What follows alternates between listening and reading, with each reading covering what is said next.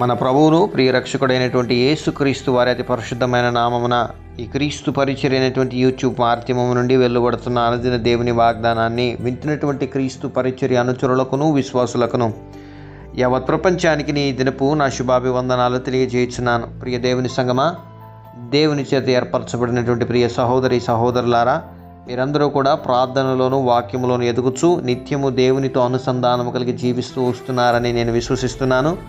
ప్రభువు లోకములో ఎన్నిక లేని వారి పక్షాన నిలబడి వ్యాజ్యము చేసేవాడు అన్నటువంటి విషయాన్ని మనం అనేక సందర్భాల్లో జ్ఞాపకం చేసుకున్నాం. నీవు తృణీకరింపబడిన వాడవు, నీవు వెలివేయబడిన వాడవు, నువ్వు ఎందుకు పనికిరాను వాడవు అని మనుషులు నిన్ను అంటుంటున్నప్పుడు గనులైన వారి ఎదుట నిన్ను నిలబెట్టడానికి, జ్ఞానము కలిగిన వారిని సిగ్గుపరచడానికి యెహోవా దేవుడు తన వాత్సల్యతను చూపిస్తూ తన నామము చేత పిలువబడినటువంటి ప్రజలు తన కుమారుని, స్వకీయ కుమారుడిని ఎలాగైతే భూలోకం మీద మన పాపముల కోసం క్రయధనముగా అప్పచెప్పాడో, ఆయన నామము నిమిత్తమై బాప్తిస్మము పొందిన తర్వాత ఆయనను బట్టి మనకు పాప క్షమాపణ కలిగింది అన్నటువంటి మాట ఎంత నిజమో, ఆయనను బట్టి మనకు జ్ఞానులైన వారిని సిగ్గుపరచడానికి లోకములో వెర్రి వారిని దేవుడు ఏర్పరచుకొని ఉన్నాడు. బలహీనుల్ని బలపరచడానికి, బలవంతుల్ని సిగ్గుపరచడానికి బలహీనులైనటువంటి మనల్ని దేవుడు ఎన్నుకొని ఉన్నాడు అన్నటువంటి విషయాన్ని మనమందరం మరొకసారి జ్ఞాపకం చేసుకుని ప్రభువుని స్తుతించబద్దులమై ఉన్నాం. మరి ప్రియ దేవుని సంగమా, నేటి వాక్య ధ్యానాంశం నిమిత్తము కూడా బలహీనమైనటువంటి నిన్ను బలపరచడానికి దేవుడు ఈ దినాన ఈ వాగ్దానాన్ని అందిస్తున్నాడు. బలహీనమైనటువంటి ఓ విశ్వాసి ప్రభు చెంత నిలబడినప్పుడు బలవంతులైన వారిని ఎదురించడానికి బలహీనుడైనటువంటి నిన్ను దేవుడు ఉపయోగించుకోబోతున్నాడు. ఈ మాట నేను అంటున్నటువంటి మాట కాదు కానివ్వండి, అపోస్తులైనటువంటి పౌలు గారు కొరింథీ సంఘానికి రాసినటువంటి మొదటి పత్రిక 1వ అధ్యాయము 28వ వచనంలో 27 నుంచి చదువుతున్నాను, దయచేసి ఆలకించండి. ఏ శరీరియు దేవుని ఎదుట అతిశయింపబడకుండానట్లు, అంటే శరీరముతో నాసికారంధ్రములో ఆయువు కలిగినటువంటి ఏ మనిషి అయినా సరే ప్రభువు ఎదుట, అంటే నేను ఈ స్థితిలో ఉన్నాను, నాకు ఒక అధికారకమైనటువంటి స్థితి ఉంది అని ప్రభు ఎదుట దేవుడు అనుగ్రహించినటువంటి ఆ కృపావరం ఏదైతే ఉందో దాన్ని పొందుకున్నటువంటి క్రైస్తవ సమాజములో బ్రతుకుతున్నటువంటి క్రీస్తును అంగీకరించినటువంటి మనిషి అతిశయింపబడుకుంటున్నట్లు, లేదా ప్రభు చేత ఏర్పరచబడినటువంటి ఏ మనిషి అయినా సరే అతిశయింపబడుకుంటున్నట్లు జ్ఞానులను సిగ్గుపరచుటకు లోకములో నుండి వెర్రి వారిని దేవుడు ఏర్పరచుకొని ఉన్నాడు. ప్రియ దేవుని బిడ్డలారా, జ్ఞాని అయిన వాడు తనకు తాను మేలు చేసుకుంటున్నానని, సమాజానికి మేలు చేయుచున్నానని వాడు తలుస్తాడు. కానీ వాడి జ్ఞానమే వాడిని ముంచివేస్తున్నటువంటి విషయము సొలొమోను రాజుగారు ఎప్పుడో సామెతలు రాసినటువంటి గ్రంథంలో చాలా క్లియర్గా ఆయన మెన్షన్ చేశాడు. నీ ఎదుట జ్ఞానముగా యుక్తముగా ప్రవర్తిస్తున్నటువంటి మనిషి తన జ్ఞానయుక్తమైనటువంటి మాటలతో నిన్ను కించపరచడానికి ప్రయత్నం చేసినప్పుడు, అంటే కొంతమంది మాటలు తగలకుండానే హృదయాన్ని భలే గాయపరుస్తాయి. అవతల వారు మనకి చెప్పింది మంచిగానే యువతల వాళ్ళకి కనిపిస్తుంది, కానీ ఆ మాటలు పడుతున్నటువంటి మనకు, ఆ మాటల్ని ఎదుర్కొంటున్నటువంటి మనకు, మన మీద కనబడినటువంటి ఆ మాటల దాడి ఏదైతే ఉందో మనల్ని చాలా దిగ్భ్రాంతులకు గురి చేస్తుంది. కాబట్టి దేవుడు ఏం మాట అంటున్నాడంటే, లోకములో జ్ఞానముగా నుండి వారు ఎవరైతే ఉన్నారో, జ్ఞానులు అని పిలువబడుతున్న వారు ఎవరైతే ఉన్నారో వారిని సిగ్గుపరచడానికి లోకములో నుండి వెర్రి వారిని, అంటే వెర్రివారు, తృణీకరింపబడిన వాడికి జ్ఞానం లేదండి, వీడి బయట బతకడం చేతరాదండి, వీడికి డబ్బును కూడబెట్టుకోవడం చేతరాదండి, అమాయకుడండి వీడని వెర్రివాడుగా మనల్ని ఎలాగైతే ముద్రిస్తారో జనం, ఆ ముద్రని చెరిపివేయడానికి, ఆ ముద్రను పెట్టుకొని కూడా దేవుడు నిన్ను గొప్ప చేస్తాడు, జ్ఞానుల్ని సిగ్గుపరుస్తాడు. తుదకు నీవు వెళుతున్నటువంటి మార్గమే సరైన మార్గమని జనులు గుర్తిరుగులాగున దేవుని నువ్వు అంగీకరించి బాప్తిస్మం పొందిన తర్వాత ఆ కులం కాని దేవుని, మతం కాని దేవుని, మన దేశం కాని దేవుని ఎందుకురా ఆరాధిస్తున్నావు నువ్వు? దానివల్ల నీకే నష్టం. అందరూ పోయే మార్గంలో పోకుండా నువ్వు ఒకటే డిఫరెంట్ మార్గంలో పోతున్నావు. దీనికి నువ్వు ప్రత్యామ్నాయ మార్గంని ఎంచుకున్నావు. నీవు దీనికి పారితోషికం చెల్లించాలి, నీ జీవితం అంతా ఖర్చు పెట్టినా సరే తిరిగి మేము నిన్ను క్షమించమనేటువంటి మాటలను వింటున్నావేమో, లేదా ప్రభువును రక్షకుడిగా అంగీకరించిన దానికి నీ కుటుంబం నిన్ను వేరుపరిచి మాట్లాడిందేమో, జ్ఞానము కలిగిన వారం మేమని ఎంచుకుంటున్న వారిని సిగ్గుపరచుటకు లోకములో నుండి వెర్రి వారిని దేవుడు ఏర్పరచుకొని ఉన్నాడు. బలవంతులైన వారిని సిగ్గుపరచుటకు లోకములో బలహీనులైన వారిని దేవుడు ఏర్పరచుకొని ఉన్నాడు. 29వ వచనంలో, ఎన్నికైన వారిని వ్యర్థము చేయుటకు లోకములో నీచులైన వారిని, తృణీకరింపబడిన వారిని, ఎన్నిక లేని వారిని దేవుడు ఏర్పరచుకొని ఉన్నాడు. ప్రియ దేవుని బిడ్డలారా, మనం అతిశయించవలసింది ఏ దేవుని ఎదుటైతే మనము ఈ ఘనత పొందుకుంటున్నామో, ఏ దేవుడైతే మనకి ఈ ఘనతని ఇవ్వాలని ఆశపడుతున్నాడు. నువ్వు వెర్రివాడమని అనుకుంటున్నారేమో అనుకొని వెర్రివాడైన నిన్నే ఉపయోగించుకొని జ్ఞానం కలిగిన వాడిని నేను సిగ్గుపరుస్తానని దేవుడి దినాన్ని నీతో మాట్లాడుతున్నాడు.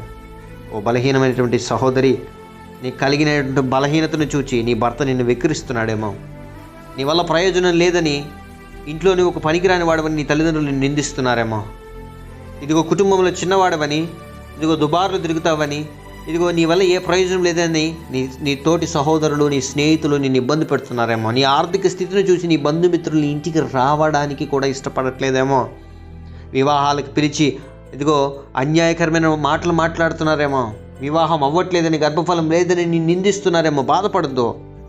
నిందించిన వారి ఎదుటి నేను తల ఎత్తే దేవుడి దినాన్ని నీతో మాట్లాడుతున్నాడు. ఓడిపోయే ఉద్యోగం లేదని ఓడిపోయావేమో, విఫలం చెందలేదు బిడ్డ. ఈ వాక్యం వినడానికే దేవుడి దినాన్ని నేను యూట్యూబ్ మాధ్యమం నుండి దర్శిస్తున్నాడు. నీవు ఏ చేతులతోనైతే దేవుని స్తుతించావో ఆ చేతుల్లో ఒక్క రూపాయి కూడా ఈ దినాన లేకుండా ఉండొచ్చు, కానీ ఆ చేతుల్ని దేవుడు ఆశీర్వదించబోతున్నాడు. ఆ చేతుల్ని దేవుడు 10 మందికి ఇచ్చే చేతులుగా మార్చబోతున్నాడు. నేను అనే మాట ఏంటి అంటే, నువ్వు కానుక ఈ దేవుడికి నేను అనట్లేదు. నీవు ఏ దేవుడిని అయితే నమ్ముకొని ఉన్నావో ఆయనకి కానుకిస్తేనే ఆశీర్వదించే దేవుడు కాదు నీ దేవుడు. నువ్వు కానుక ఇచ్చిన ఈకపోయినను నీ పరిపూర్ణ హృదయంతో దేవుని మీద నీవు ఆనుకొని ఆయన ఎందే అతిశయించినట్లయితే ఈ దినాన నిన్ను సిగ్గుపరిచిన వారి ఎదుట, నిన్ను అవమానపరిచిన వారి ఎదుట, నిన్ను హేళన చేసిన వారి ఎదుట దేవుడు ఒక ధనాన్ని నీ తల పైకెత్తబోతున్నాడు. నీ కన్నీళ్లు ఏ స్థలంలో అయితే కారాయో, ఏ మనుషులైతే నీ కన్నీరు కారేటట్లుగా మాట్లాడారో, నీ హృదయాన్ని గాయపరిచారో వారి ఎదుట నీ తండ్రిని తలెత్తబోతున్నాడు. ఈ వాగ్దానాన్ని నువ్వు స్వతంత్రించుకున్నట్లయితే లేమిలో నుండి నీవు సమృద్ధిలోకి నడవబోతున్నావు. అనారోగ్య స్థితిలో నుండి దేవుణ్ణి ఆరోగ్యకరమైనటువంటి స్థితిలోకి నువ్వు మార్చబడ్డావు. దేవుడు నీ జీవితంలో చేసేటువంటి ఆ ఆశీర్వాదం నువ్వు చూడబోతున్నావు. భయపడద్దు. ఎవరు నిన్ను ప్రేమించట్లేదని, ఎవరు నీకు సహాయం చేయట్లేదు, ఎవరు నీ దగ్గరికి రావట్లేదని దిగులు పడద్దు. దేవుడు నీతో ఉన్నాడు. దేవుడు నీతో ఉన్నాడు. ఈ మాటని విని నీవు చేయవలసినది ఒకటి, నువ్వు ఉన్న చోటులోనే మోకరించి ప్రార్థన చేసినట్లయితే, ప్రభువా నేను తప్పుగా అర్థం చేసుకున్నాను, నీవు నా వైపు చూడట్లేదేమో అని నేను అనుకున్నాను, మనుషులు నన్ను నిందిస్తున్నప్పుడు నా పక్షాన్ని నువ్వు లేవేమో అని నేను అనుకున్నాను, కానీ ఈ దినాన్ని ఈ వాక్యం నన్ను బలపరిచింది, నా బాధల్లో నాకు నెమ్మదినిచ్చింది, ఇరుకులో నుండి నన్ను విశాలతకు నడిపిస్తావని నీవు చేసేటువంటి వాగ్దానం ఏదైతే ఉందో, లేదా జ్ఞానము కలిగిన వారి ఎదుట నన్ను నీవు మహాజ్ఞానిగా నిలబెట్టబోతున్నావని, వెర్రివాడైనటువంటి నన్ను ఉపయోగపరుచుకొని నీ కార్యాలని చేయబోతున్నావని, బలహీనుడైనటువంటి నన్ను ఊత చెయ్యి ఊచ కాలు కలిగిన వాడిని దేవుడు స్వస్థపరిచినట్టు నిన్ను స్వస్థపరచలేడా? కానీ నీ బలహీనతను ఉపయోగించుకునే బలవంతుడైన వాడిని ఎదుర్కోబోతున్నాడు దేవుడు. నీ ఒక గొప్ప సాక్ష్యార్థముగా మారబోతున్నావు సహోదరి, సహోదరుడా. నీ శరీరంలో ఏ రుగ్మత అయితే ఉందో దానికోసం నేను ప్రార్థన చేయబోతున్నాను. నీ జీవితంలో ఏ ఫెయిల్యూర్ అయితే ఉందో దానికోసం నేను ప్రార్థన చేయబోతున్నాను. దేవుడు వాటన్నిటిని తిరగరాయగలడు. కానీ నీ విశ్వాసము కొద్దిగతోనే ఆగిపోకూడదు. కనబడినటువంటి వాటిని దేవుడు నీకు ఆశీర్వదించబోతుంటున్నప్పుడు వాటి కొరకు నీ తండ్రి వైపు నువ్వు చూస్తున్నట్లయితే, సమస్తమును ఎరిగిన దేవుడు, సమస్తమును చేయగలిగిన దేవుడు నీ పక్షాన కార్యం చేయడానికి సిద్ధంగా ఉంటుండగా హృదయం తెరువు, దేవుని ఆహ్వానించు. తద్వారా దేవుడు నీ జీవితంలో గొప్ప కార్యాలు చేసి నిన్ను స్థిరపరిచి భద్రపరిచి కాపాడునుగాక. ఆమెన్. ప్రార్థన. మహాపరిశుద్ధుడును, మహోన్నతుడును, సర్వోన్నతుడును, జీవాధిపతి, జీవము కలిగిన రాజ్యాన్ని, ఘనమైన శ్రేష్టమైన నామానికి స్తుతులు, స్తోత్రాలు, వందనాలు. మారని దేవా, మాట తప్పని దేవా, నిన్న నేడు నిరంతరం ఏకరీతిగా ఉన్న దేవా నీకు స్తోత్రాలు. పరిశుద్ధాత్మ దేవా నీకు వందనాలు చెల్లిస్తున్నాం. ఈ దినాన ఈ వాక్యాన్ని వింటున్న ప్రతి బిడ్డని జ్ఞాపకం చేసుకోండి. ఒకవేళ అస్వస్థతతో వింటూ ప్రవాణన ఉండి ఈ వాక్యాన్ని వింటున్నట్లయితే, ఏ అస్వస్థత శరీరానికి అంటిందో, లోపల ప్రవాణ శరీరాన్ని పాడు చేయాలని, అయ్యా నీవిచ్చినటువంటి ఆరోగ్యాన్ని దెబ్బతీయాలని ప్రయత్నం చేస్తున్న ప్రతి రకమైనటువంటి అనారోగ్య పరిస్థితులు శరీరాన్ని విడిచిపెట్టిపోవునుగాక. సంపూర్ణమైన ఆయుర ఆరోగ్యాన్ని బిడ్డలకి ఇప్పుడే ప్రకటిస్తున్నాం. నీ బిడ్డలకి తోడునీడిగా ఉండి హృదయానికి నెమ్మదిని అనుగ్రహించి చక్కటి ఆయుష్ని, బలాన్ని, శక్తిని అనుగ్రహించండి.